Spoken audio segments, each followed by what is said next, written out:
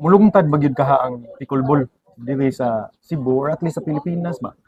Kay basig uso-uso lang ni siya. Trending lang ni.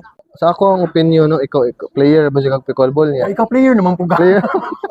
Nakoy nakitaan ba sa Facebook ko, owner ba? Pag start sila construct sa court, something quad, then na-worry gid sila ana. But na-shock na lang siya na pagkita sa booking ba. Halos everyday na. Correct. So, grabe, dali ra kay ni return ng investment nila niya.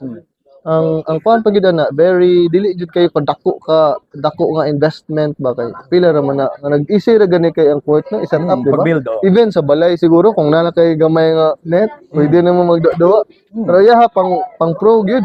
Bro. So basically okay na pero ang location niya sa Danao Manggod. Oh.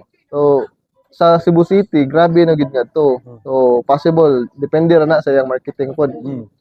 Kung the way mo handle sa marketing ba labi nang magpa-trending ka ana dapita. No? So basically ang kaning mga pickleball player, moadto gid na sila. And I think sa Danao grabe na kayo adto, no? Kay murag puno-puno na gud na inyong boardwalk no? Sa pickleball so daghan niya mulungtad na akong tan-aw.